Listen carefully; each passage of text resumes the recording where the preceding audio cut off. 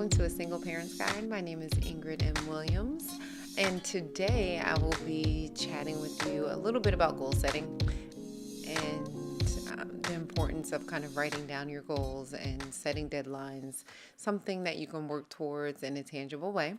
I've created kind of like a worksheet for you guys that will allow you to kind of have an end goal that you want to see in mind and then kind of work backwards to accomplish it. So I want to be here and I'm kind of starting out here, and these are the things I need to do to get to where I want to go. The one thing about goal setting that I've kind of realized just through setting goals in my own personal life is sometimes the goal that you have in your mind seems so huge and so gigantic that you think you have nothing. Like, I don't even know how I'm going to accomplish this. And then you kind of start plugging away and you're like, oh, but wait, I have this that I can use to help me get to, to help me do step one. And then I have this that I didn't realize that I had then. And you realize that you actually have more things within your house, I'll say, like, in your house or tangible or resource that's around you that you can use to accomplish goals that in your mind before you really start planning them out seem bigger than life. And honestly, you probably have more than you actually know. And the one thing about single parenting is that we kind of have other things to think about, right? When we are planning these goals, like childcare. If one of your goals is maybe going back to school, who's going to watch your children or your child while you're in class? Or do you take an online class? And then how much is that going to cost? And creating a budget, because we only have one income to work with. So all those things I've kind of put together on one single form and piece of paper that allows you to kind of accomplish them. And if you can download it, if you are participating in the One Parent Can, it'll be on your email for the day. And if you are just seeing our video, just out and about on YouTube, on a website, then you can go to our website, singleparentsguide.com, and you'll be able to find a download of the goal planning worksheet. So I'll take you through it. So step one is what goal you want to accomplish and the date you'd like to accomplish it by. And that's important because it kind of gives you like an ending. And sometimes we like to see like a finished product, or the finished product is something that kind of runs through our head before we even know how we're going to step. So we get a glimpse of the finish line, and then we're kind of back at the starting line. So that's the step number one. And then on the sheet, you'll see like in the corner box, there'll be a goal accomplishment deadline date. And that's step number two, to put that date in on the top corner of the box.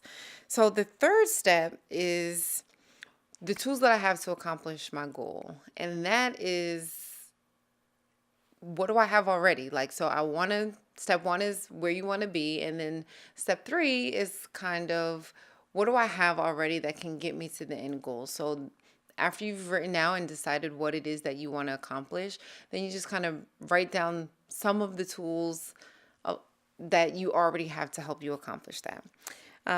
Step four is kind of, where am I now? So I have this goal. Where am I in the process or the journey? And a lot of times we're way closer than we actually think. So on your sheet, you're going to write down, where am I? So let me give you an example. If going back to school is your goal, or getting a bachelor's degree or finishing up your degree in school, where are you now? Have you completed your high school diploma or GED?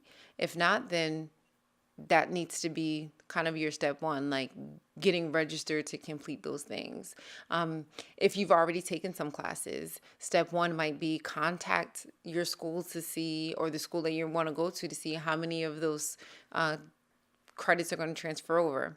Things like that. Where am I now? What can I do today to get me to the next step for tomorrow in order to accomplish the goal? And you're going to kind of write the steps that you need. You'll see on the goal planning worksheet they'll have next step, next step, next step, and you're going to write that all the way up to the top to the goal accomplishment box. The fifth step is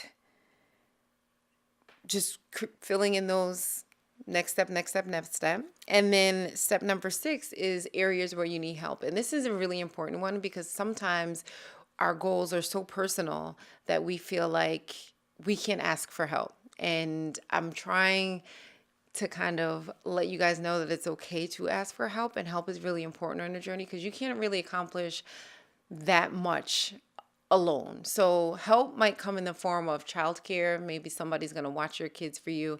It might come in the form of someone driving you to your class on a daily basis, or somebody lending you the money to pay for the class. Like whatever help is, after you figure out what you need to accomplish your goals and where you're at, you can kind of see those gaps, and the gaps are the help that you'll need.